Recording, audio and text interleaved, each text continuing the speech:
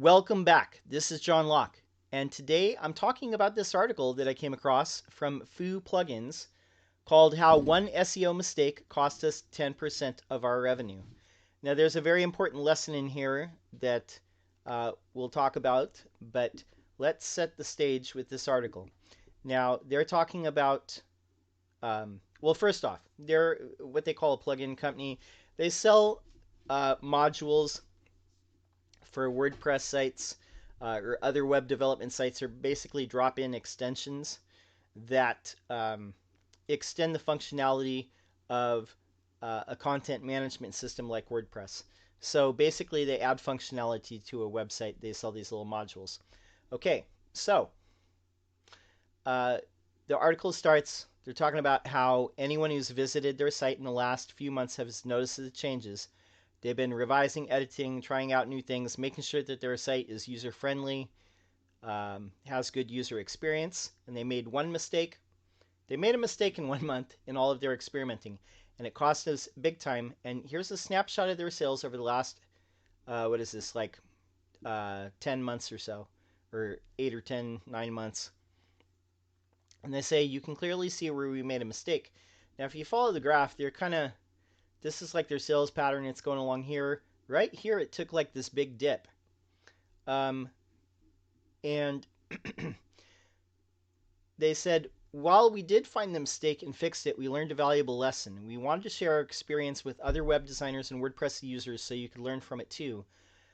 And they're going to explain what happened in the first place. So this next section of the site says web design and why it's important. And most, as an aside, a break from the actual article here, most websites for active businesses usually get redesigned on average between every 2 to 4 years. Most business websites, they just update stuff for 1 to just kind of stay current and improve on things that they've learned about their customer base to kind of focus on more things. 2 could be for SEO reasons. 3 could be for user experience reasons, just to make it friendlier. 4, sometimes your design just starts looking outdated and it's not always what people are expecting to see. 5 could be, and not with this site, but there are still sites out there that are not mobile friendly. That are not optimized for a phone, even though since 2014, most people have been using phones over desktop. But Foo Plugins said that when they first decided to overhaul their website, they moved hosting companies to Kinsta, a very fine hosting company, I will attest. They started to use a different WordPress theme, and they started their website from a fresh install, and their goal was to build a website that looked great, loaded fast, and increased sales. Now, looking great, having good user experience, loading fast. These are all things that people are told and preached to when it comes to e-commerce. So all this makes sense. And they say that they were looking for the ideal mix of elements that provide great user experience while helping with the conversion rate. There need to be a balance between engaging their audience and creating a easy to use sales page and selling their products, their plugins. So it's harder than it sounds. They say, hey, we like to change, adapt, and innovate until we get it right. So we're changing small things all the time. And admittedly, though, we probably should have used A/B testing, where you test 2 different variations of a thing.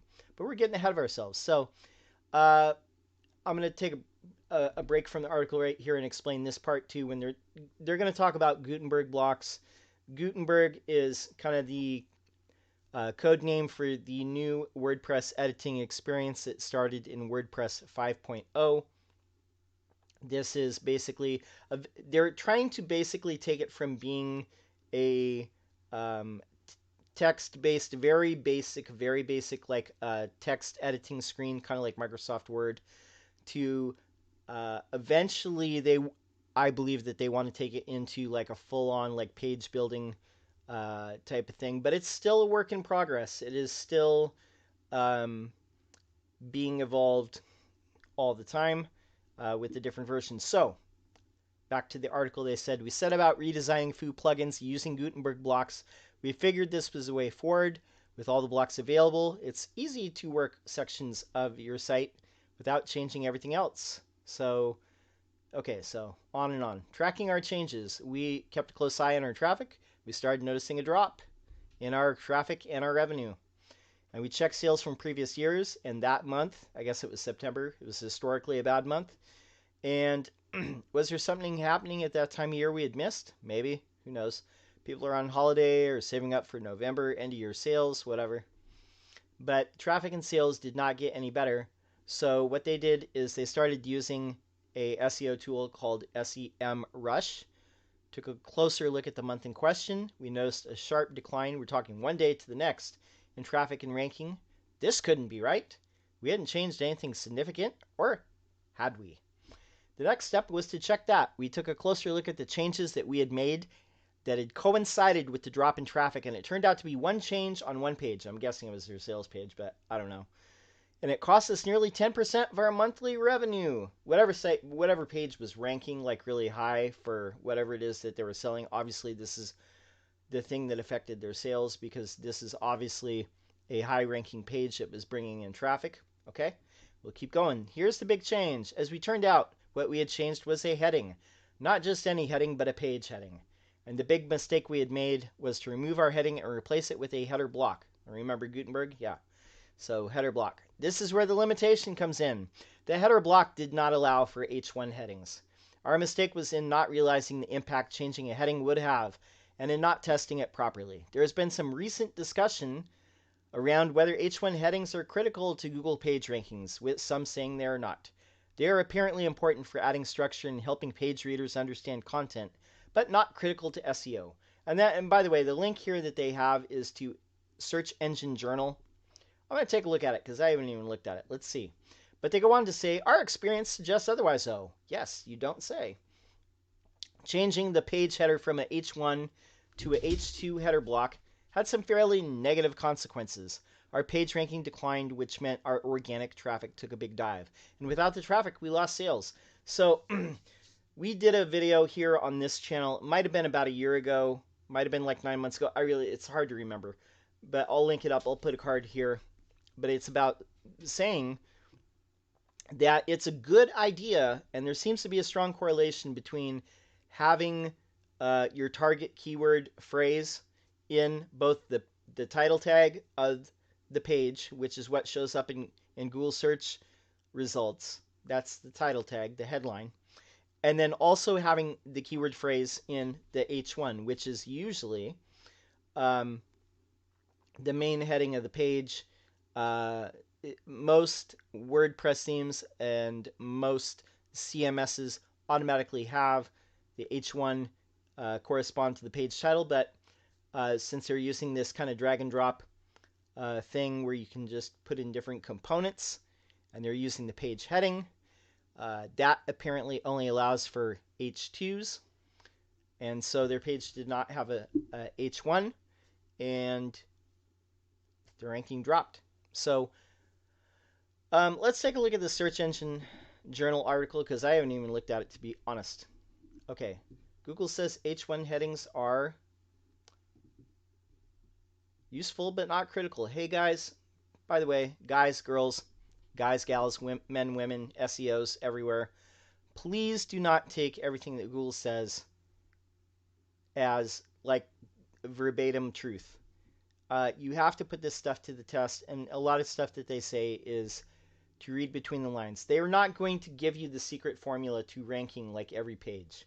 They're not going to give you the secret sauce like 100% of the time. So let's see what this says.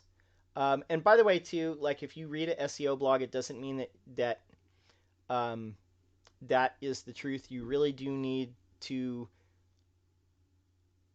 experiment with a variety of sites. I think, it is okay to consult with the SEO and not just the SEO blog. Consult with somebody who's actually doing SEO on a number of sites and not just selling coaching or writing blog posts about it. It's a good idea because they actually have their hands in the dirt. Anyway, not to disrespect anybody here. Okay, on a Google Webmaster Hangout, somebody asked about the rules of H1 on a web page. John Mueller, who's the representative who's tasked with, responding to a lot of this stuff, responded that heading tags were good for several reasons, but they're not a critical element. Really? Okay. Okay, let's see. Uh, hmm. Yeah, see, a lot of the stuff that they say, you have to read between the lines here. Okay, so one of the top rules for search engine optimization has long been adding keywords to your H1 heading at the top of the page in order to signal what a page is all about and rank well. Guess what? That still applies. Uh, it used to be the case in the early 2000s.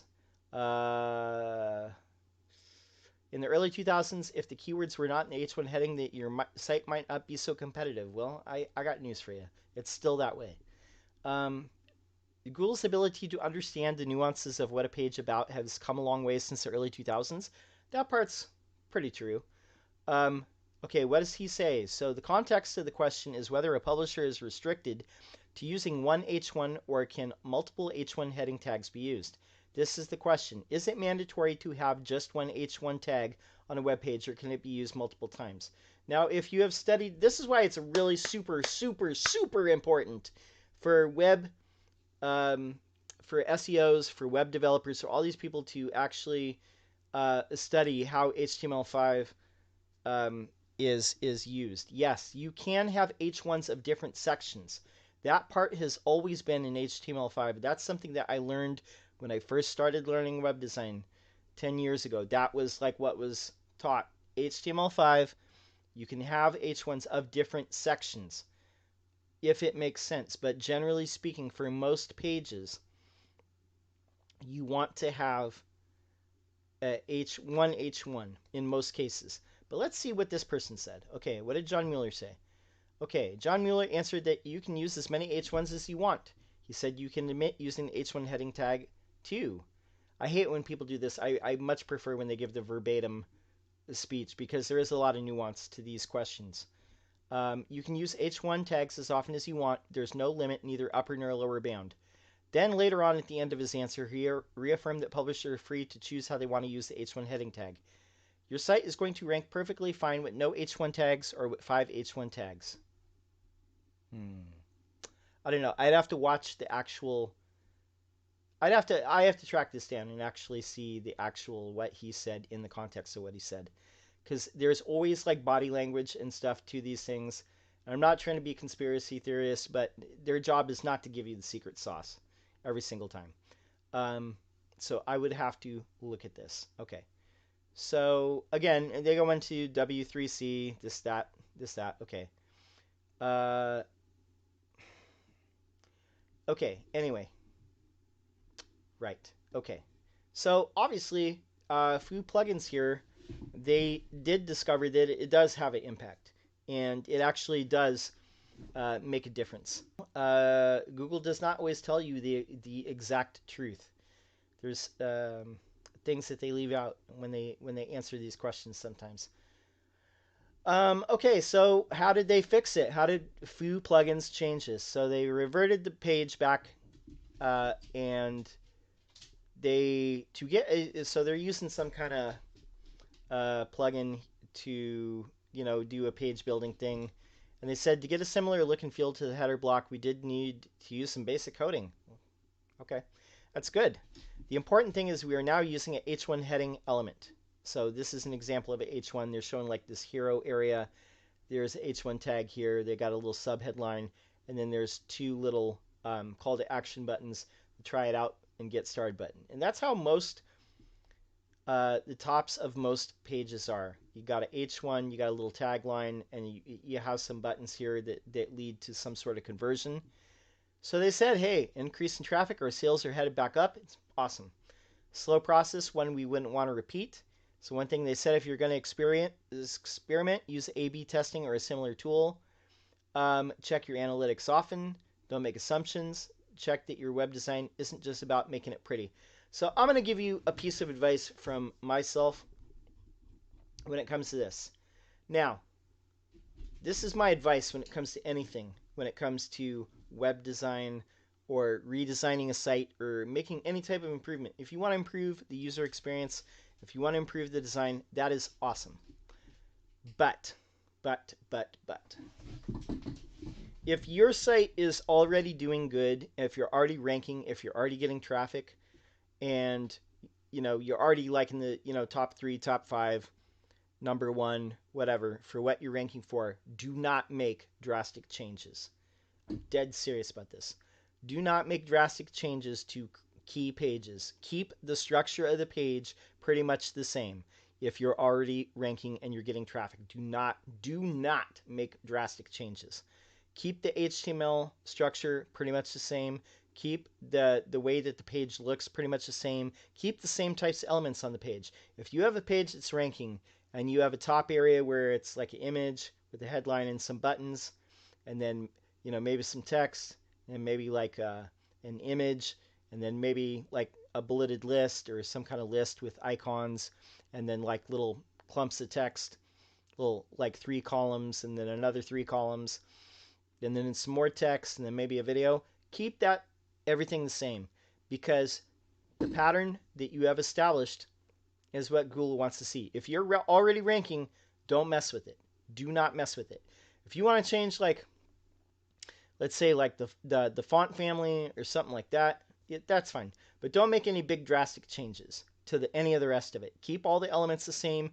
Keep the page structure the same.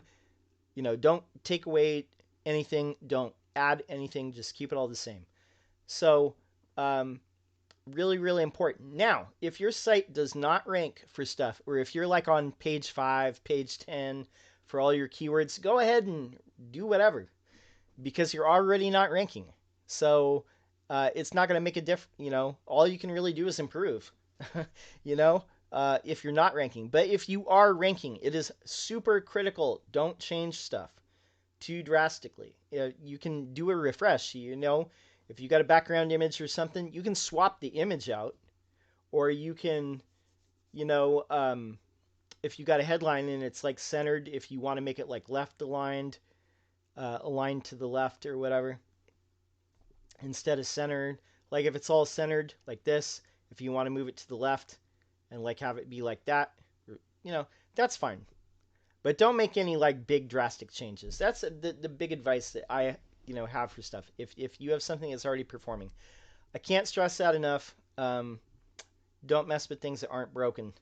All right, so and also go back and watch that video. I linked it up before, but have your keywords in your H1 and your title tag.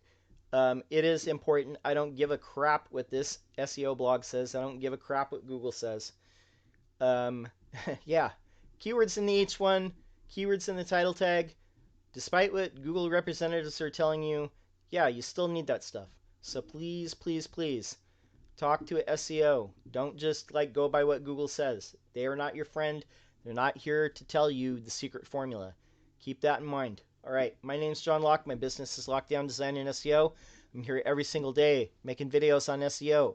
I will link this article up in the show notes. If you have a question you would like to see answered, go ahead and put it in the comments. I'll answer it for you. And I respond to all my comments. So that is all I have for now. Until next time, peace!